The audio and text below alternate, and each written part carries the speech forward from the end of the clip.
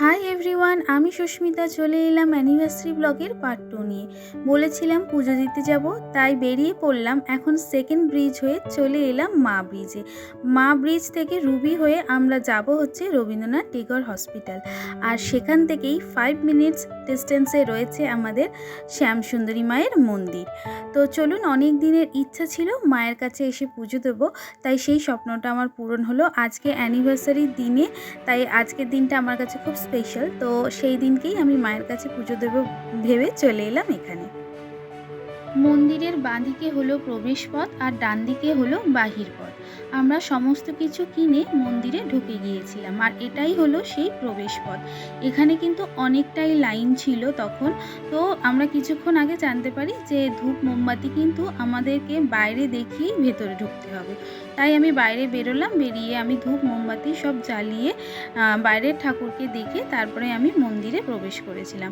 তো মন্দিরে কিন্তু বেশ লাইন ছিল, যেহেতু একটু লাইনটা ওই ধূপ মোমবাতি দেখানোর জন্য লাইনটা ভেঙে গিয়েছে, তাই এখন আপনারা খালি দেখতে পাচ্ছেন। তো দেখুন, এখানে অনেকেই আছে যারা এখনও ধূপ মোমবাতি জ্বালাচ্ছে আর তারপরে ভেতরে গিয়ে পুজো দিচ্ছিল।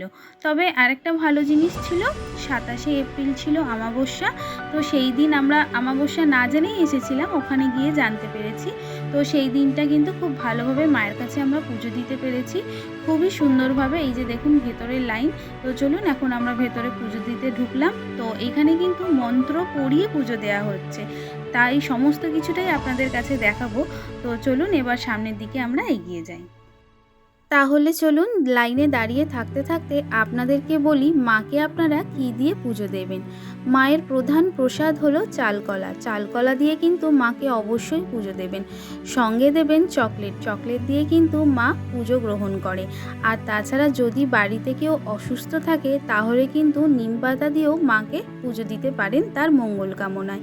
আর তার সঙ্গে মায়ের জন্য মালা, পদ্মফুল, তারপরে সিঁদুর আলতা, ধূপকাঠি, মোমবাতি সবই বাইরে পেয়ে যাবেন। এটা কিন্তু একদমই লোকালিটির ভেতরে, তো এখানে কোনো মার্কেট প্লেস নেই।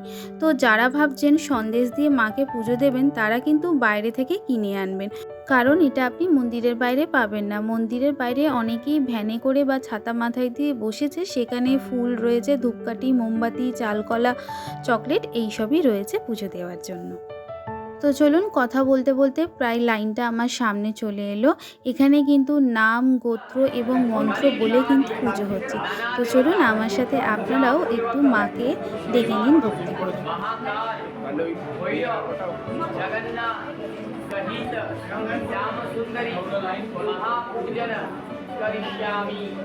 যাদের যাদের নাম গোত্রে পুজো দেবে তাদের পুজো শেষে আমি ঠাকুরমশাইয়ের কাছ থেকে একটু ফুল চেয়ে নিয়েছিলাম, তারপরে আমরা বেরিয়ে গিয়েছিলাম। বাইরে বেরিয়ে দেখলাম প্যাকেটে শুধু ফুলই রয়েছে, কোনো প্রসাদ ছিল না। তো আমারই ভুল, আমি যদি একটু প্রসাদ চেয়ে নিতাম ঠাকুরমশাইয়ের কাছে, হয়তো পেয়ে যেতাম। এইবার একটা ভুল হয়ে গেছে মা, নেক্সট বারে আবার যখন পুজো দিতে আসবো, অবশ্যই মায়ের মন্দিরে ঢুকে পুজো দিয়ে প্রসাদ খেয়ে বেরোবো। তো চলুন, আমাদের পুজো দেওয়া কমপ্লিট হয়ে গেছে। আমরা আশপাশটা একটু ঘুরে প্রণাম করে, আর চলুন, এই যে বাহিরের পথ, এখান থেকে এবার আমরা বেরিয়ে গেলাম।